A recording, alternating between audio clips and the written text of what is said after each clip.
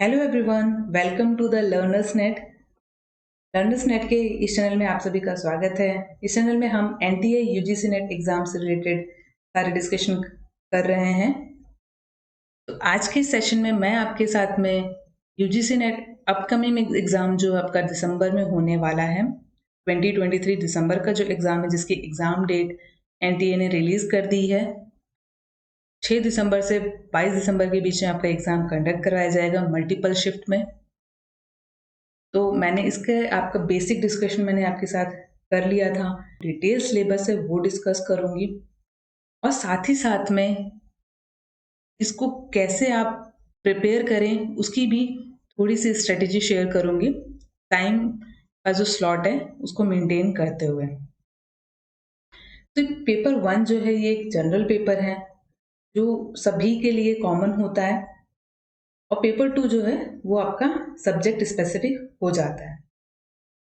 यहाँ पर जो मेन जो देखा जाता है आपको, उसमें बच्चों की जो मेन कैपेबिलिटीज एग्जाम में देखी जाती है पेपर 1 में, आपकी जनरल नॉलेज देखी जाती है, आपकी जनरल एलिजिबिलिटी, इसकी पूरी एबिलिटी देखी जाती है, आप कितना अवेयर हैं हर चीज़ों को लेकर के। क्योंकि अगर आपको जाकर के आगे असिस्टेंट प्रोफेसर बनना है तो आपके पास टीचिंग नॉलेज होनी चाहिए, और अगर आपको रिसर्च करनी है तो आपके पास में रिसर्च की भी नॉलेज होनी चाहिए। बेसिक जो रिसर्च एप्टीट्यूड होते हैं उससे रिलेटेड क्वेश्चन होते हैं, टीचिंग के क्वेश्चंस होते हैं कि आप बच्चों को पढ़ाएंगे तो किस तरह से पढ़ा सकते हैं, उनको कैसे समझाएंगे, और सारी चीज़ों को आपके पास में आपके छोटी बेसिक नॉलेज होनी चाहिए। अब इसमें कॉम्प्रिहेंसिव क्वेश्चन कॉम्प्रिहेंशन दिया जाता है, तो कॉम्प्रिहेंशन से रिलेटेड क्वेश्चंस आते हैं, एनालिसिस होते हैं, इवेल्युएशन के क्वेश्चन, अंडरस्टैंडिंग के क्वेश्चंस होते हैं, आर्गुमेंट्स दिए जाते हैं, डिडक्टिव इंडक्टिव रीजनिंग रहती है, जनरल अवेयरनेस के क्वेश्चंस बनते हैं, टीचिंग के लर्निंग के जो हमारे हायर एजुकेशन के जो होते हैं उसके जनरल अवेयरनेस के क्वेश्चन हो जाते हैं, पीपल डेवलपमेंट एनवायरनमेंट के उसके भी जनरल अवेयरनेस के क्वेश्चन पूछे जाते हैं आपसे कि आप जो एनवायरनमेंट है, नेचुरल हमारे रिसोर्सेज हैं, उनका हमारे लाइफ में क्या इम्पैक्ट होता है, और हम कितना उन सब चीज़ों के बारे में अवेयर हैं, कितना हम उन सब चीज़ों को जानते हैं। तो इस पेपर में आपसे बस यही बेसिक चीज़ें पूछी जाती हैं, तो बेसिक नॉलेज आपकी देखी जाती है। तो यहाँ हमने जान लिया कि पेपर 1 में आपसे क्या पूछा जाता है। अब इसकी 10 यूनिट्स होती हैं जो मैंने आपके साथ में प्रीवियस वीडियो में डिस्कस की थी। तो 10 यूनिट्स में भी यहाँ पर डिवाइडेड सब टॉपिक्स हैं, क्योंकि यूनिट्स बता दी गई हैं, उनके सब टॉपिक्स भी आपको पता होने चाहिए कि हम उसे कैसे पढ़ें, ताकि हम इसका जो प्रीवियस क्वेश्चंस हैं या फिर इस क्वेश्चंस को कैसे अटेम्प्ट कर सकें। तो सबसे पहले हम यहाँ पर यूनिट 1 की बात करेंगे, टीचिंग एप्टीट्यूड। टीचिंग एप्टीट्यूड जो है पहली यूनिट है, और इसमें भी सब यूनिट्स दी हुई हैं और साथ में सब टॉपिक्स भी दिए हुए हैं। बहुत ही स्पेसिफाइड सिलेबस है, इसी से पूरा क्वेश्चन आपके बनते हैं, और इसी के इर्द गिर्द सारे क्वेश्चन आपसे पूछे जाते हैं। पहला जो आपका बनता है टीचिंग कॉन्सेप्ट है, उसमें आपके आ जाते हैं objective, level of teaching, teaching के लेवल्स कौन से होते हैं, memory level, understanding level, reflective level. यहाँ पर टीचिंग की कैरेक्टरिस्टिक्स क्या होते हैं, बेसिक रिक्वायरमेंट क्या होती है टीचिंग की, ये सारी चीज़ें पूछी जाती हैं। लर्नर्स कैरेक्टरिस्टिक्स क्या होते हैं, दूसरा टॉपिक होता है लर्नर के बारे में भी हमें पता होना चाहिए। एडोलेसेंट्स जो होते हैं, अडल्ट लर्नर्स होते हैं, उनका एकेडमिक, सोशल, इमोशनल और कॉग्निटिव उनकी जो डेवलपमेंट होती है, उनकी कैरेक्टरिस्टिक्स आपको अच्छे से वेल नोन होने चाहिए। एक इंडिविजुअल में डिफरेंस आपको पता होना चाहिए कि हाँ, एक बच्चा दूसरे बच्चे से कितना डिफरेंट है। ये सारी चीज़ें एक टीचर के माइंड में होनी चाहिए, ताकि वो उसी हिसाब से किसी भी स्टूडेंट को गाइड कर सके। अब यहाँ पे कुछ फैक्टर्स होते हैं जो टीचिंग को इफ़ेक्ट करते हैं। टीचर के फैक्टर्स होते हैं, लर्नर्स के भी कुछ होते हैं, और जो मटेरियल हम पढ़ा रहे होते हैं, जो गाइड हमारे पास होती है, सपोर्टिंग मटेरियल, वो होते हैं। इंस्ट्रक्शनल फैसिलिटीज़ जो दी जाती हैं, और लर्निंग का जो एनवायरनमेंट है या इंस्टीट्यूट है वो किस जगह पे कैसा क्या है, उन सब चीज़ों का भी इफ़ेक्ट आपकी टीचिंग में पड़ता है। तो उससे रिलेटेड भी आपको नॉलेज होनी चाहिए। अब मेथड ऑफ टीचिंग जो इंस्टीट्यूट में हायर लर्निंग में करवाए जाते हैं, कौन से मेथड को अपना करके आप टीचिंग को कर सकते हैं, वो चीज़ यहाँ पर आपसे पूछी जाती हैं कि टीचर सेंटर होना चाहिए या लर्नर सेंटर होना चाहिए, अप्रोच कौन सा होना चाहिए जिससे बच्चे को सीखना और जानने में आसानी हो, ऑफलाइन मेथड होना चाहिए या ऑनलाइन मेथड होना चाहिए। आजकल ऑनलाइन का ज़माना हो गया है, तो ये सारी चीज़ों का आपको क्लियर होना चाहिए।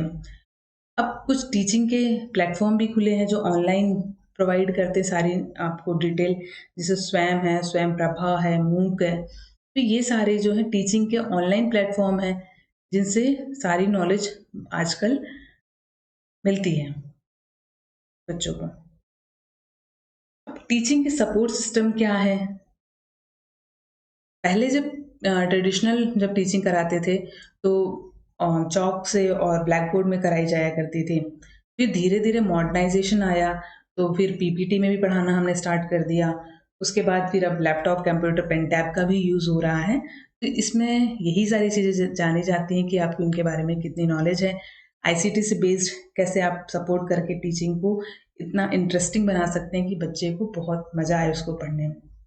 इवैल्यूएशन सिस्टम किसी भी टीचिंग एप्टीट्यूड में या फिर टीचिंग के फील्ड में बहुत ही इम्पोर्टेंट होता है कि हम डे बाय डे, क्योंकि बच्चे को हम इवैल्यूएट करते हैं तो उससे हमें पता चलता है कि बच्चा कितना सीखा है और कितना नहीं सीखा है। तो उससे रिलेटेड यहाँ पर टॉपिक आपसे पूछे जाते हैं। टाइप्स ऑफ इवैल्यूएशन क्या होती हैं, इवैल्यूएशन के चॉइस क्या होते हैं, बेस्ड क्रेडिट सिस्टम क्या है, और हायर एजुकेशन से जो बना है इवैल्यूएशन इन चॉइस बेस्ड क्रेडिट सिस्टम, जिसे हम सीबी सीख भी कहते हैं, और कंप्यूटर बेस्ड टेस्टिंग जो नई इनोवेशन टेक्नोलॉजी आई है इवैल्यूएशन की, तो वो से रिलेटेड सारे यहाँ पर क्वेश्चन बनते हैं। बहुत ही बेसिक से क्वेश्चन टीचिंग एप्टीट्यूड से पूछे जाते हैं। 5 क्वेश्चन आपसे इस यूनिट से पूछे जाते हैं, जो कि 2 मार्क्स का एक क्वेश्चन होता है, तो आपके 10 मार्क्स का क्वेश्चन यहाँ पर बनते हैं। बहुत ही बेसिक होती है, अगर आप एक बार इसको पढ़ लेंगे तो बिल्कुल आसानी से आप इसके पेपर को लगा सकते हैं। तो टीचिंग एप्टीट्यूड के बारे में हमने यहाँ पे डिस्कस कर लिया है।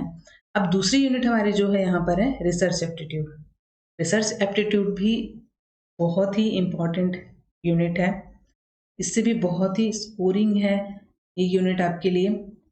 ये अगर आप पीएचडी करते हैं तो आपको बहुत हेल्प करती है। इस वजह से इस यूनिट को यहाँ पर बेसिक रखा गया कि आपको इसकी नॉलेज है कि नहीं, बस इतना जानने के लिए। यहाँ पर जो मेन क्वेश्चन आपके बनते हैं मेथड ऑफ रिसर्च से बनते हैं। जो टाइप्स ऑफ रिसर्च, अगर आपने टाइप्स ऑफ रिसर्च पढ़ ली तो आप पूरा रिसर्च का पेपर की जो यूनिट है आप आसानी से कर सकते हैं। तो जो एनवायरमेंटल है, एनवायरमेंटल रिसर्च कैसे होती है, डिस्क्रिप्टिव रिसर्च क्या होती है, हिस्टोरिकल रिसर्च क्या है, क्वालिटेटिव क्वांटिटेटिव मेथड्स कौन से हैं, तो ये सारे रिसर्च के मेथड्स हैं और भी हैं, इनसे इन्हीं के अंदर में पाए जाते हैं। तो इनकी आपको नॉलेज होनी चाहिए। रिसर्च का मतलब क्या होता है, उसकी टाइप्स कौन-कौन सी है रिसर्च की, कैरेक्टरिस्टिक्स क्या है रिसर्च का, पॉजिटिविज़्म, पोस्ट पॉजिटिविज़्म अप्रोचेज़ हैं ये। तो ये अप्रोचेज़ हम लगा करके कैसे रिसर्च को फाइंड कर सकते हैं अपना डाटा, ये सारी चीज़ें इसमें इस यूनिट में दी हुई हैं। स्टेप्स ऑफ रिसर्च पता होने चाहिए कि किस स्टेप के बाद हमें क्या स्टेप लेना चाहिए ताकि हमारी ये रिसर्च प्रॉपर और ऑथेंटिक एथिक्स को फॉलो करते हुए हो। थीसिस और आर्टिकल्स कैसे लिखे जाते हैं, उनके फॉर्मेट क्या होता है, उसका स्टाइल, रेफरेंसिंग क्या होती है, हम उसको किससे कैसे रेफरेंस देते हैं, ये सारा पूरा पैटर्न इसमें बताया हुआ है। रिसर्च को करने के लिए हमें आईसीटी के कौन से टूल्स यूज़ करने चाहिए या फिर हमें इंटरनेट की कैसी हेल्प लेनी चाहिए, तो ये सारी चीज़ें आपको यहाँ पर बेसिक डिटेल होनी चाहिए। अगर आप रिसर्च कर रहे हैं तो आप रिसर्च के एथिक्स आपको पता होने चाहिए ताकि कोई प्लेजरिज्म ना हो और आपकी रिसर्च और आपके रिसर्च पेपर बहुत अच्छे से पब्लिश हो सके। तो ये सारी चीज़ें रिसर्च एप्टीट्यूड में पूछा जाता है। अब यूनिट 3 जो होती है वो कॉम्प्रिहेंशन होती है, जिसमें पैसेज पूछा जाता है। एक अनसीन पैसेज आपको दे दिया जाता है, उसमें 5 क्वेश्चन दे देते हैं। रिसर्च में भी आपके 5 क्वेश्चंस रहते हैं। यहाँ पर आपके कॉम्प्रिहेंशन में भी आपके एक अनसीन पैसेज रहता है। तो पैसेज दिया रहेगा, उसमें से आपसे 5 क्वेश्चन पूछे जाएंगे और उसी पैसेज से रहेंगे। बहुत ईजी रहता है, जिसमें आप आराम से 4 या 3 क्वेश्चन तो ईजी वे में स्कोर कर ही लेते हैं। तो ये अनसीन होता है।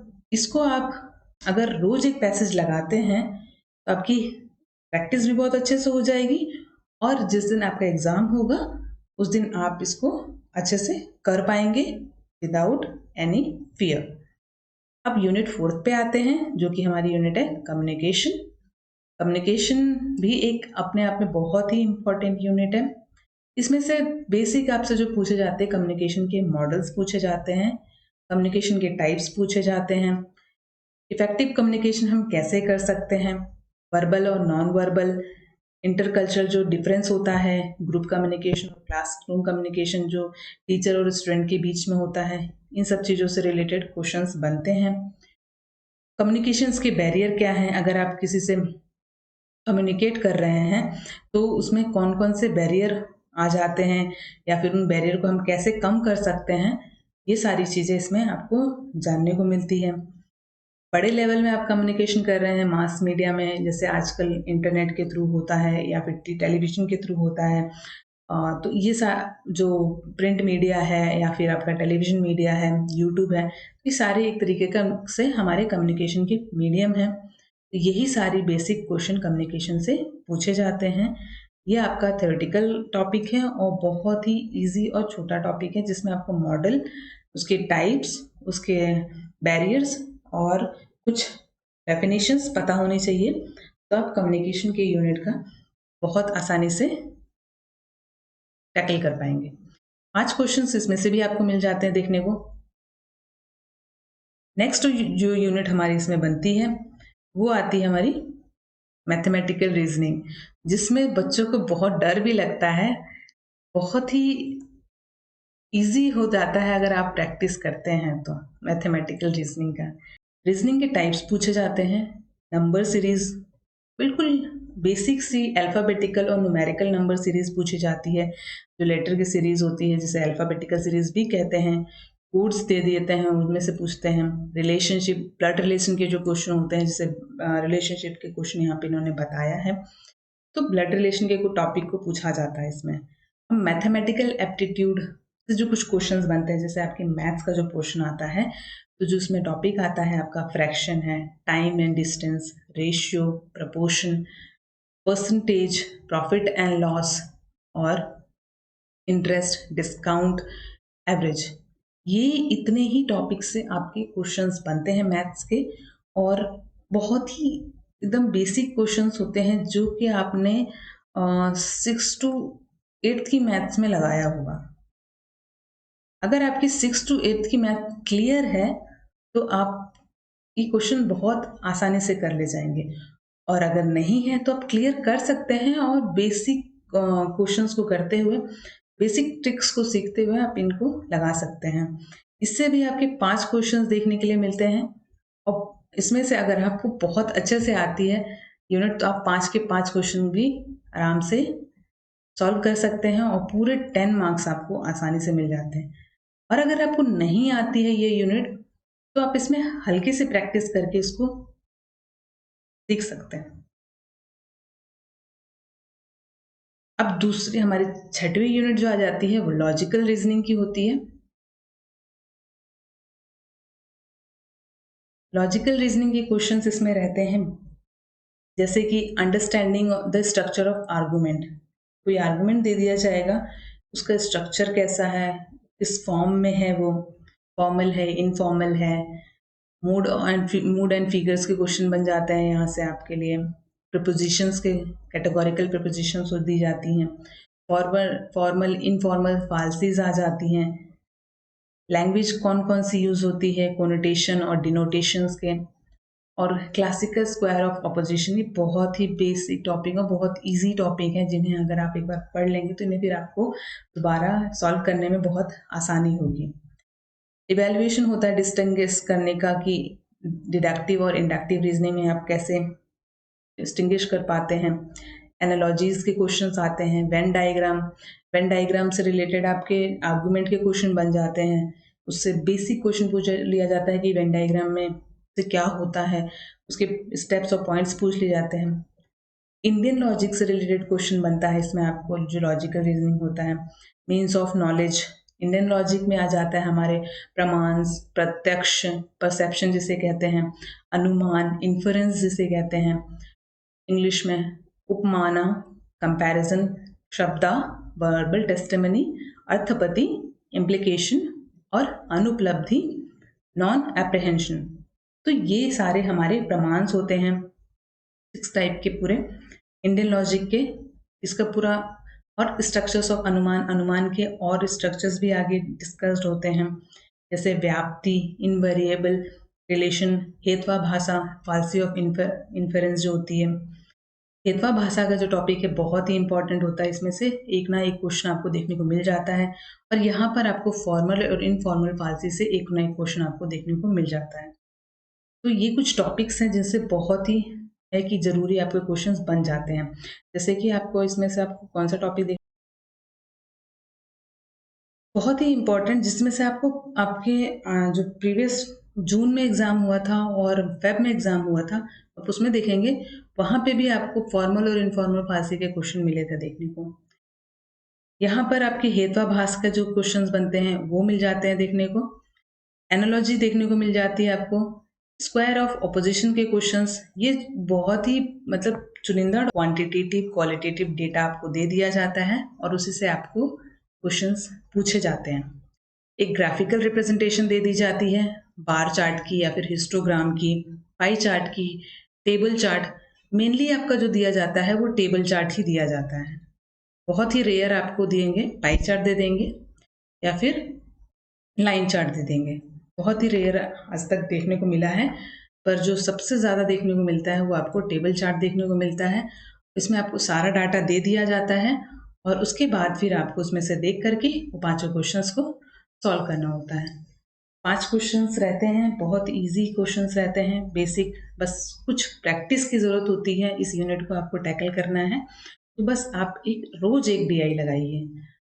75 डेज बचे हुए हैं आपके एग्जाम के लिए, तो आप कम से कम इतना तो कर लीजिए कि 15 मिनट्स का टाइम फिक्स करके एक रखिए और रोज एक DI अपना सॉल्व करिए।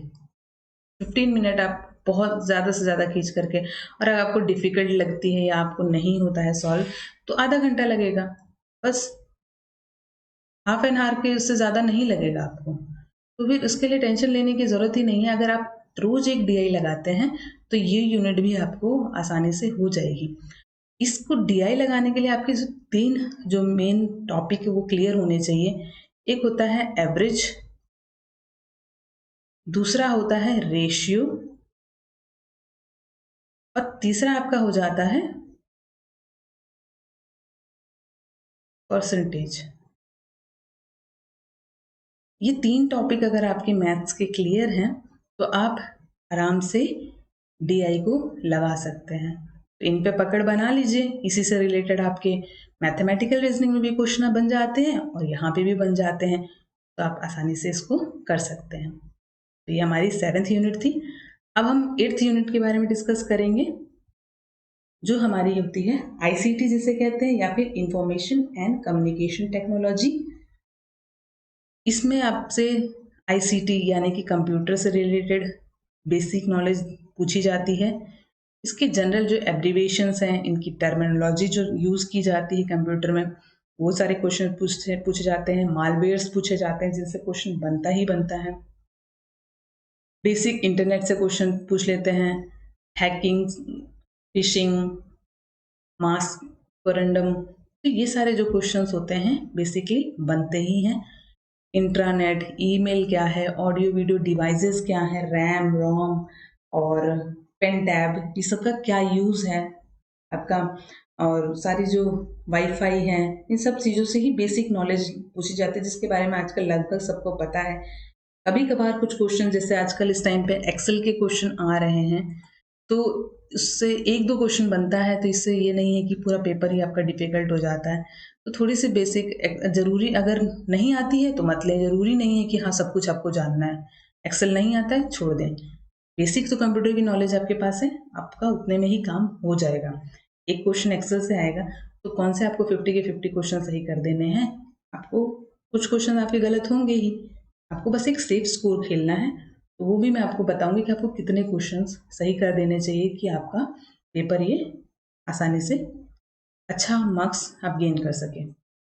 अब जो डिजिटल इनिशिएटिव्स लिए गए हैं हायर एजुकेशन में आईसीटी के द्वारा, वो यहाँ पर पूछे जाते हैं। आईसीटी एंड गवर्नेंस, गवर्नमेंट का जो योगदान हो रहा है आईसीटी का, तो वो सारे क्वेश्चन आपके यहाँ पर पूछे जाते हैं। जो सारे इनिशिएटिव्स जो अभी इनोवेशंस हुए हैं, वही सारे जो जनरल अवेयरनेस के क्वेश्चंस होते हैं वो आपके आईसीटी में पूछ लिए जाते हैं। तो ये हमारी आईसीटी की यूनिट थी। अब हमारी आती है पीपल डेवलपमेंट एंड एनवायरनमेंट की यूनिट, जो अपने आप में ही बहुत बड़ी दिख रही है। ये पेपर 2 में भी बहुत ही लेंदी है, तो यहाँ पर आप जो के बारे में हमें जानकारी होनी चाहिए। जैसे कि यहाँ पर दिया हुआ है development and environment. Development and environment में इन्होंने 2 टॉपिक दिए हैं, एक हमारे होता है एमडीजी और एक होता है SDGs, millennium development goal and sustainable development goals. ये हमारे दिए हुए हैं गोल्स, इनके बारे में हमें पूरी डिटेल में स्टेप बाय स्टेप नॉलेज होनी चाहिए। एनवायरमेंटल के बच्चों को तो होनी ही चाहिए, लेकिन जो पेपर 1 की प्रिपरेशन कर रहे हैं उन्हें भी होना चाहिए, क्योंकि यहाँ से एक क्वेश्चन पक्का बनता ही बनता है। हर पेपर में एक क्वेश्चन यहाँ से आपको देखने को मिल जाता है।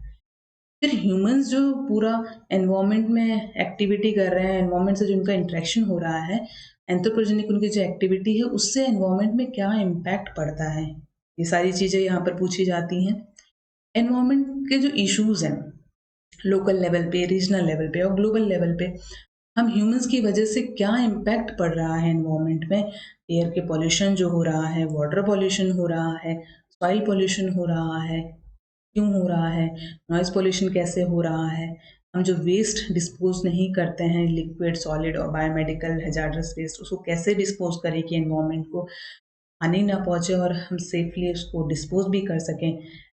हमारी पूरी एक्टिविटी से क्लाइमेट में क्या चेंजेस आ रहे हैं, हमारे सोशल इकोनॉमी पे क्या इसका इफेक्ट पड़ रहा है, पॉलिटिकल जो डायमेंशंस है वो सारे देखे जाते हैं। और इन सारे पॉल्यूटेंट से ह्यूमंस में क्या, उनकी हेल्थ पे क्या इफेक्ट पड़ रहा है, ये सारी चीज़ें आपको पता होनी चाहिए।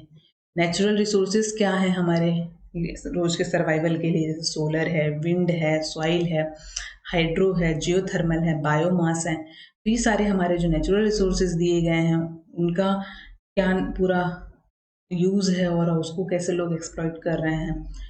जो नेचुरल हैजार्ड्स होती हैं, डिजास्टर जो आ जाते हैं, उनसे हम कैसे बच सकते हैं, उससे रिलेटेड जो प्रोटोकॉल्स हैं, या फिर जो मैन मेड डिजास्टर्स आ जाती हैं उससे रिलेटेड एनवायरमेंटल प्रोटेक्शन एक्ट जो आया हुआ है कि उसमें उसके अंदर हमें क्या क्या चीज़ की गाइडलाइन दी गई, उसको कितना फॉलो करना चाहिए। ये कुछ जो प्रोटोकॉल, जैसे मॉन्ट्रियल प्रोटोकॉल हो गया, नेशनल एक्शन प्लान क्लाइमेट का हो गया, क्योटो प्रोटोकॉल हो गया, पेरिस एग्रीमेंट हो गया, और ये सारे जो सोलर इंटरनेशनल सोलर अलायंस जो होता है, जिसे हम कहते हैं ISAs, तो इन सब चीज़ों के बारे में हमें थोड़ी थोड़ी सी जानकारी होनी चाहिए, जिससे कि कब आए थे ये, इनका मेन फंक्शन क्या है, और रियो समिट जो है किस लिए लागू हुए थे, कहाँ से लाए गए थे, कब कब इनकी मीटिंग होती है, ये सारी चीज़ें हमें पता होनी चाहिए। और साथ में एक यहाँ पर जो नहीं दिया है वो है डेट्स। इम्पॉर्टेंट जो डेट्स होती हैं जो यूएन द्वारा या फिर निकाली जाती हैं, इंटरनेशनल जो और नेशनल, मेनली इंडियंस की पता होनी चाहिए आपको जो इम्पोर्टेंट डेट्स हैं एनवायरनमेंट की। तो अर्थ डे, एनवायरनमेंट डे और ओजोन डे, ये सारे जो डेज हैं ये आपको पता होने चाहिए। और एंडेंजर्ड स्पीसीज़ कौन कौन सी हैं, हमारे एनवायरनमेंट के बारे में इतना ही नॉलेज आपको होनी चाहिए। तो इसी हिसाब से आप इस पेपर को फॉलो करें और आराम से आप इसको थोड़ा सा मेहनत करके कर सकते हैं, क्योंकि एनवायरनमेंट भी हम यहाँ पर देखकर इतना बड़ा सिलेबस डर जरूर जाते हैं, पर हम बेसिक्स से अगर देखें तो हम 6th क्लास से पढ़ते चले आ रहे हैं। 3rd 4th क्लास में भी हमारे एनवायरनमेंट के बारे में हमें पढ़ाया गया है, हम भूल जरूर गए हैं, पर वही सारी चीज़ें हैं जो यहाँ पर पूछी जाती हैं। तो ये हमारी थी 9th unit, people development and environment. अब हमारी बचती है लास्ट यूनिट, जिसे हम हायर एजुकेशन कहते हैं। हायर एजुकेशन में आपसे जो एंशियंट इंडियन एजुकेशन सिस्टम है उससे रिलेटेड क्वेश्चंस पूछे जाते हैं। नालंदा, विक्रमशिला, जगदाला, मैथिली, ये सारे जो हैं सब इनके बारे में, गार्गी, ये जो हमारे एंशियंट एजुकेटर रह चुके हैं उनके बारे में क्वेश्चन पूछे जाते हैं। पोस्ट इंडिपेंडेंट और प्री इंडिपेंडेंट के क्वेश्चंस बन जाते हैं कि इंडिपेंडेंट से पहले कौन कौन से एक्ट आए थे, फिर इंडिपेंडेंट के बाद कौन कौन से एक्ट लाए गए हैं, आज तक कौन कौन से। Orientational learning, traditional learning, conventional, non conventional learning programmes India के द्वारा कौन कौन से चलाए जा रहे हैं, उससे रिलेटेड क्वेश्चन बनते हैं।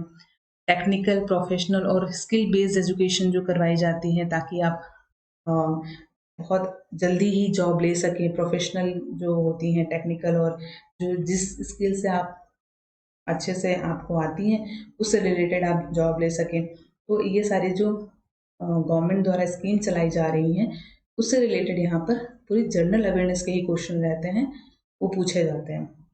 तो ये थोड़ी सी आपको डिफ़िकल्ट लग सकती है यूनिट, क्योंकि इसमें बहुत ही डाइवर्स क्वेश्चन हो जाते हैं, पर कुछ कुछ बहुत बेसिक क्वेश्चन भी आ जाते हैं।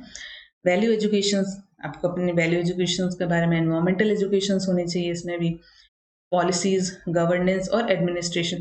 पहले ज़्यादातर क्वेश्चन पूछे जाया करते थे गवर्नेंस के बारे में, अब उतना नहीं पूछे जाते हैं, पर फिर भी एक दो क्वेश्चन देखने को मिल जाते हैं क्योंकि यहाँ पर सिलेबस में दिया हुआ है, तो हम इसको डिनाई नहीं कर सकते हैं कि यहाँ से क्वेश्चन नहीं आएगा। आ सकता है पर ज़्यादा पूछे नहीं जाते हैं, इस चीज़ का है। अब इसमें आपकी जो पॉलिसीज़ लाते हैं गवर्नमेंट, जो स्कीम्स लाती हैं वो उसके क्वेश्चन बन जाते हैं। आपके जीए के जो क्वेश्चन होते हैं, जैसे जीए के क्वेश्चन आपके बन जाते हैं, इसमें पॉलिसीज़ बन जाती हैं, स्कीम जो आई होती हैं वो भी इसके क्वेश्चन बन जाते हैं हायर एजुकेशन के।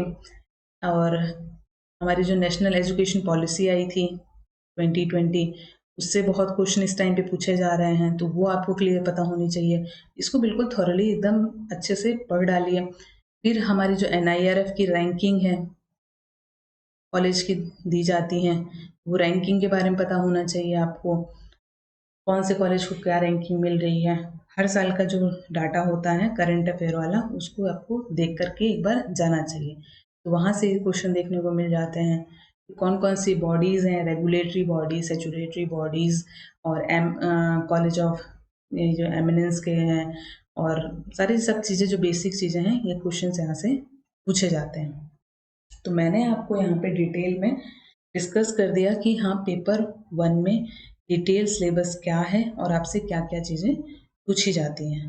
अब कोई एक बात यहाँ पर मैं क्लियर कर दूँ कि यहाँ पर मैं आपसे एक चीज़ और बेस्ट इम्पॉर्टेंट डिस्कस करूँगी।